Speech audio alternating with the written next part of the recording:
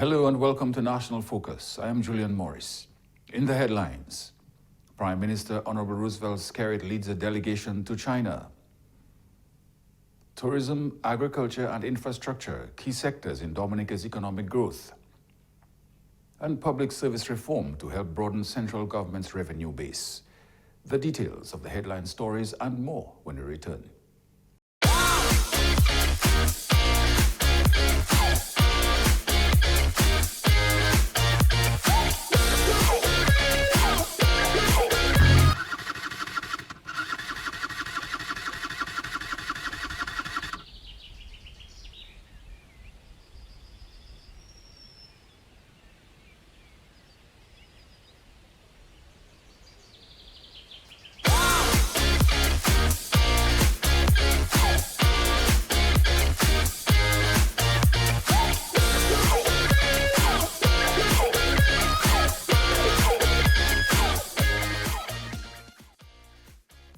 Ride safe, wear a helmet, safer roads in the nature aisle. This message was brought to you by the government of the Commonwealth of Dominica.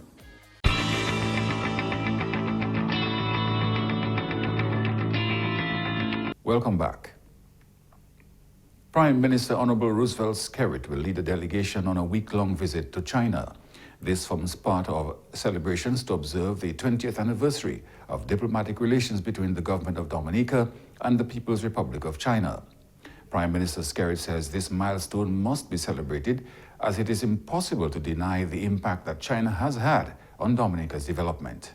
I will lead a delegation to the People's Republic of China this week on the invitation of the Chinese government. I think it's important to mark this occasion because there can be no argument that our partnership with China has resulted in significant benefits for Dominica. Across the length and breadth of Dominica, we see the tangible investments in health, agriculture, education, and infrastructural development. In the aftermath of two disasters, China gave valuable support to rehabilitate infrastructure and rebuild livelihoods, and provided life-saving vaccines and health equipment to assist in the management of COVID-19. As part of this visit, Prime Minister Skerrit will meet with the President of China, Xi Jinping, Premier Li Qiang, and other members of the Standing Committee of the Political Bureau of the Communist Party of China. So China has been good to Dominica, and I look forward to the opportunity to convey our gratitude to the leadership of China in the next few days. I will, during my official visit to China, hold meetings with the President of China, the Premier of China, among other high-ranking officials of the government of the People's Republic of China. And of course, we shall provide more information to the media and of course to the country over the next few days about our activities to celebrate this momentous occasion. The delegation will be made up of Honorable Melissa Popon Skerrit, Honorable Dr. Irving McIntyre, Honorable Dr. Vince Henderson, Honorable Denise Charles Pemberton, Honorable Cassani Laville, and Honorable Darren Lloyd, among others. In the Prime Minister's absence, Minister for Public Works, Honorable Fidel Grant, will serve as acting Prime Minister. The International Monetary Fund, IMF, predicts growth for Dominica to average 4.5% in 2024-25. This positive outlook is attributed to the return of stayover tourism to pre-pandemic levels, the implementation of agriculture expansion initiatives, and the advancement of priority infrastructure projects. The IMF forecasts that inflation is projected to decline to as much as 2% in 2024-2025. Supported by our imminent transition to geothermal production, the ongoing international airport project, hotel projects which will expand our tourism capacity. The report states that inflation peaked at 9.7% in 2022, however decreased to 2.3% by the end of 2023, mainly as a result of declining global commodity prices. I'm aware that many of you continue to raise the concerns about the price of goods and the impact of imported inflation due to various world events on our price structure. I think we can take comfort from these numbers as we look ahead to 2025. Numbers dropping from 9.7% to 2.3% at the end of 2023. The IMF forecasts a gradual reduction in the current account deficit in the medium term, driven by an increase in tourism exports and a decrease in imports of investment goods and fuel. Despite challenges like high public debt, the IMF remains positive, expecting a steady decrease in public debt through prudent fiscal policies. The IMF pointed out to our challenges with regards to elevated public debt, a tight fiscal space, but said public debt is set to decline in coming years based on the government's conscientious efforts to consolidate and boost public finances.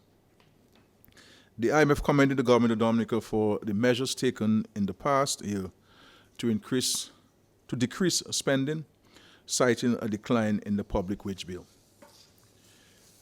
Like the IMF, we have long acknowledged the risk to our CBI program stemming from an uncertain global environment, as well as the potential negative impacts of climate change. I have previously underscored the impact of geopolitical tensions, leading to adverse global financial conditions, which is affecting trade and commodity prices. Prime Minister Skerrit praised the International Monetary Fund for its commendable report on the country's economic performance, despite acknowledging the challenges posed by its vulnerability to natural disasters. This is a good report from the International Monetary Fund. Dominica, despite the many shocks to our economy since 2015, is making strides towards a real, sustainable growth and recovery.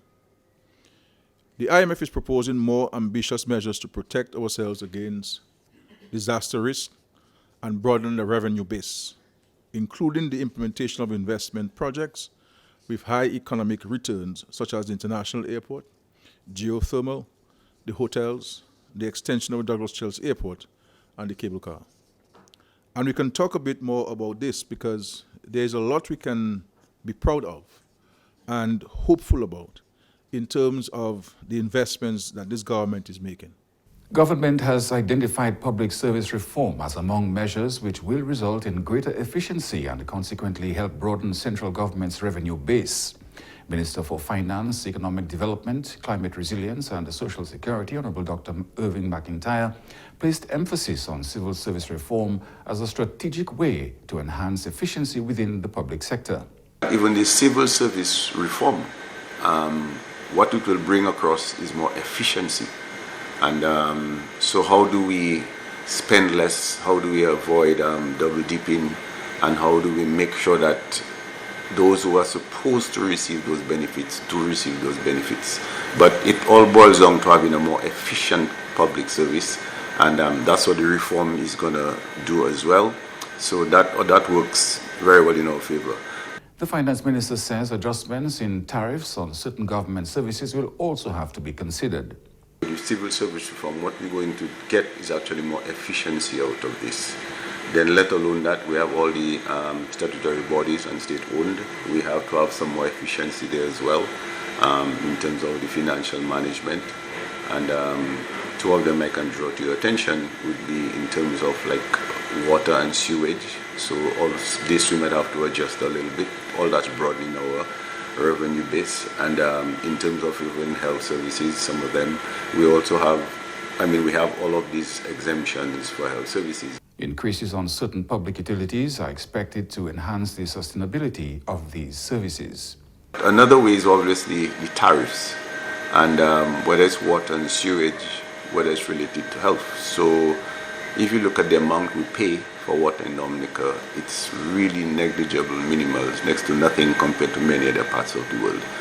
And then if you look at the maintenance for the water and sewage company, I think just the minimal that we can raise it up so that we can actually be, so we can provide more, and then the government doesn't have to keep bailing off such statutory bodies. At the center of this effort to ensure greater efficiency is an oversight committee which will monitor statutory bodies to foster greater accountability. That is why we've actually set up an oversight committee. What the oversight committee does, it actually just monitors all these statutory bodies and state-owned so that they can be more efficient as regards to their financial management. What we're trying to do is just to increase our revenue and decrease our expenditure. But we have to, not just within the ministry and the financial center, but all the other statutory and state-owned bodies, we have to make sure that efficiency is at its maximum there so we can achieve the best. So we're trying to stretch every little dollar we have, and we've been doing pretty well so far. But there's always room for improvement. And Dr. McIntyre reiterated government's commitment to prioritize its most vulnerable people by maintaining its social safety nets. in spite of all of these measures that I mentioned in terms of broadening our revenue base, we have never and we will never forget the most vulnerable among us. So even all of the public assistance programs that we have not sacrificed these. We have kept these in place because we know how the most vulnerable among us should be taken care of. And this government has always repeatedly been there and have the back of the most vulnerable among us. Prime Minister the Honorable Roosevelt Skerrit says government has made significant strides in its commitment to reduce its debt to US-based universities. The Honorable Prime Minister gave an update on the issue at his press conference on Tuesday. At one particular university, we have taken our bill from US $3.2 million to just over $450,000. So we are continuing to take care of our students and ensure they can earn the degree. The hope is that they return to Dominica to assist in our development. The Prime Minister said that with all these initiatives, what's needed is the support of the Dominican people. I make a special appeal to our citizens to join this process of development to build a sustainable future for our people. We must move away from the persistent attitude of doom and gloom. We cannot make meaningful progress if we insist on highlighting only the challenges and ignoring all the good things happening around us. He said it all boils down to making the decision to contribute positively to national development. Ask yourself, how can I contribute to the development of this country? How can I help my community move forward? How can I improve my personal circumstances and that of my family? The choice lies with each of you. Let us be more productive. Let us display a greater love for our country by pooling our talents, our resources, our skills to build our patrimony. You are watching National Focus. More when we return.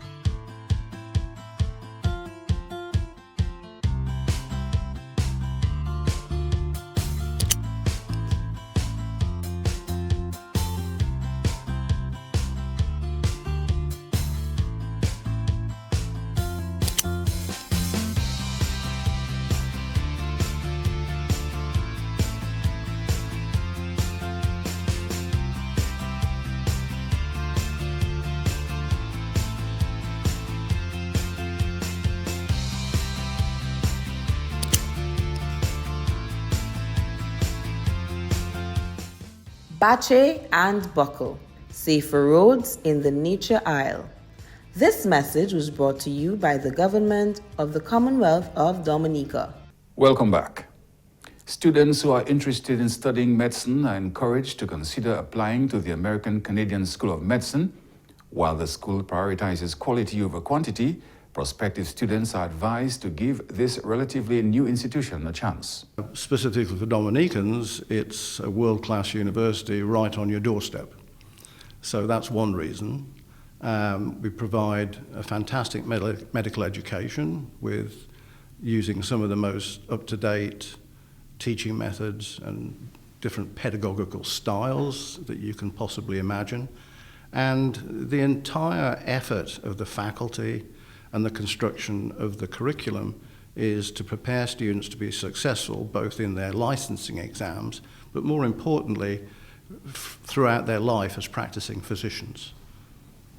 So it's a contrast to some of the other schools which are really quite old-fashioned in the way they're doing it, and because of that, they suffer from changes in the environment for examinations like Step 1, which result in greater attrition rates. So we're really hopeful that our students are going to be very successful.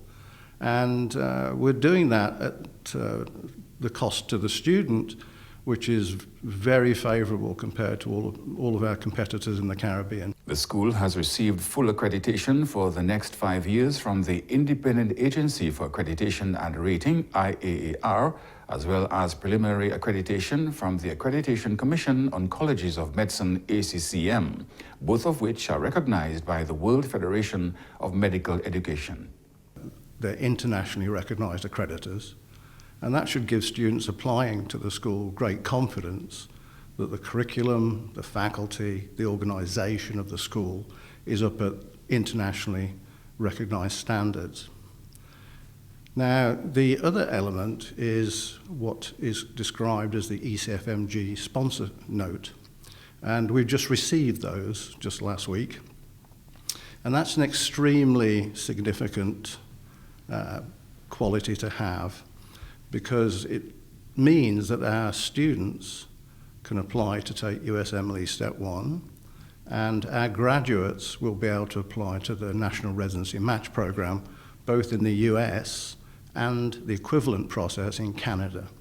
And they wouldn't have been able to do that without a sponsorship note. So in a way, those two things differentiate us from many other schools in the Caribbean. Scholarship opportunities are also available for Dominican students who wish to join the American Canadian School of Medicine. Currently, there are 4 Dominican students enrolled in the program. This presents a great opportunity for Dominican students interested in pursuing a medical education to access financial support and to join a diverse student body at the university. The Dominica Water and Sewerage Company, DOWASCO, will host its annual Water Week celebrations in the land of many rivers to commemorate World Water Day on March 22. The Dominica Water and Sewage Company Limited, DOWASCO, will, as customary, host a week of activities beginning March 18 to observe World Water Day this year.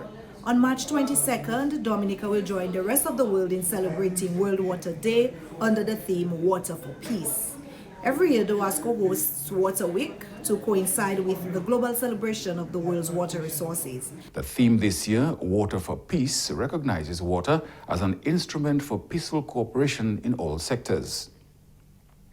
Activities this week will highlight the importance of water in our lives, water conservation, and the role DOWASCO plays in the availability of this precious resource in Dominica. Plans this year have been curtailed and will focus on our annually planned poster and essay competitions for both primary and secondary school students, in-person presentations to schools by DOWASCO staff, and tours of our sites at Antrim and Mount Daniel. The activities will culminate with a mini exhibition at the Botanic Gardens. Staple events like our debate competition and Customer Appreciation Day have been excluded this year. Mrs. Saint-Jean provided details on the upcoming exhibition carded for March 22, which will be the summit of Water Week activities. The mini exhibition at the Botanic Gardens will be held on Friday, March 22 from 10 a.m. to 3 p.m. and will highlight the work of DOWASCO as well as several of our other partners, and that includes the Forestry Division, the Dominica Solid Waste Management Corporation, the Dominica Red Cross, and the Dominica Meteorological Service. One of the activities to raise awareness of World Water Day is a class decorating competition, which is open to students in schools across Dominica. In the spirit also of raising awareness, DOWASCO encourages students and teachers to decorate their schools in observance of World Water Day 2024 and email a photo or a video less than 60 seconds to k.seja@dowasco.dm and get a chance to be awarded the best themed school for Water Week or Water Day 2024. The WASCO looks forward to the participation of all students, teachers, and the general public for a successful week of activities. World Water Day has been held on March 22 every year since 1993 as a United Nations observance and primarily focuses on the importance of fresh water. The Ministry of Sports, in its ongoing mandate to develop community sports, has committed to rehabilitate 9 sporting facilities around the island. As part of this initiative, the Ministry of Sports, along with other relevant stakeholders, have visited various playing fields and interacted with the residents to get an idea of what is required to improve these sporting facilities. The Ministry of Sports has been undertaking a number of community visits around Dominica. We have started in the south, up to Granby, Bellevue, Choupe, Soufriere. We have done in the east also, Delis, Laplin, Grand Fork, Cassibruce. And it's our intention to also go to the north of Dominica. And then this is all part of our effort to understand what is required to enhance community playing fields. And I think that's very important as we seek to develop sports. And also we have been speaking to a number of sporting personalities within the community, sporting committees, the village council, young people, school children who have interest in sports. We have been engaging them and seeking from them their advice and their ideas as to what they think we should focus on in terms of advancing the community playing facility. One of the main issues that will be addressed is the lighting of these facilities to accommodate night games and training sessions.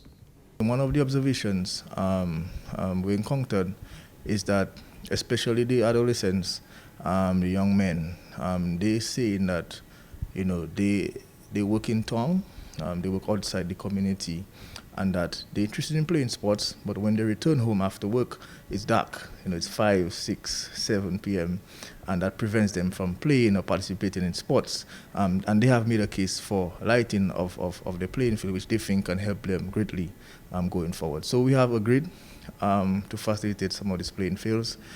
So I can say that as of now, the government has taken a decision to provide lighting in 9 playing fields across Dominica, stemming from our visits.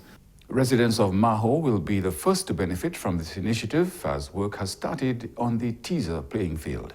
As we speak, work is already ongoing at the teaser grounds in Maho. We have dug up all the trenches, we have run the wires, built the foundation, the poles are already on site. Actually, we're getting the lighting fixtures. It was supposed to come in this week. We had some sea swells, and it was prevented from coming. But we'll be doing that in the upcoming months. We will move to areas such as Vickers, Ansdime, Glanville playing field. All these areas are areas where it's very vibrant. The playing field is situated in a nice area among the community, and of course on weekends we could have good sporting activities there. Minister George says so far this initiative is set to cost government approximately $2 million. He encouraged young athletes to take advantage of these investments. On average, lighting up one playing field might cost in the region of about $230,000. So each of these playing fields is costing government $230,000.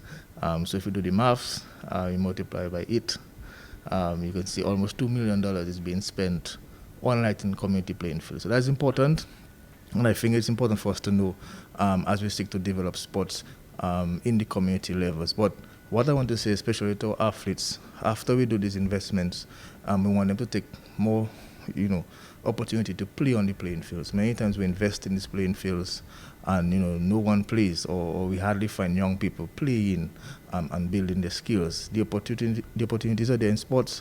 It's all left to them to go out, make the most of it, play hard, train hard, practice hard, have the right diet, and of course they will get the benefits in the long run in sports. He reiterated the importance of community sports, noting that it helps to identify and nurture talent from a young age.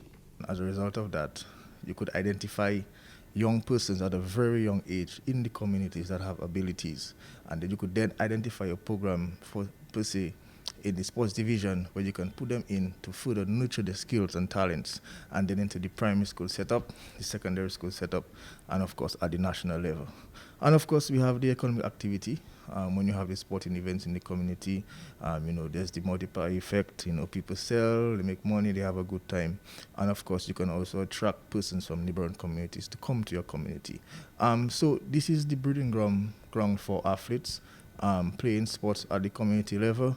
And of course, if we want to see world-class performances like Fiala Font, and then look at all these guys who have been performing on the world stage, they have to start at the community level.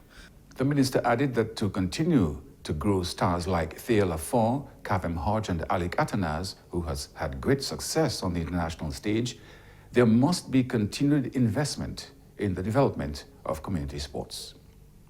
And that's all for this edition of National Focus. Be sure to follow GIS Dominica on Facebook, YouTube, and on Twitter. You can also drop us an email at gis@dominica.gov.dm. From all of us here on the GIS News Production team, I am Julian Morris. Thank you for watching.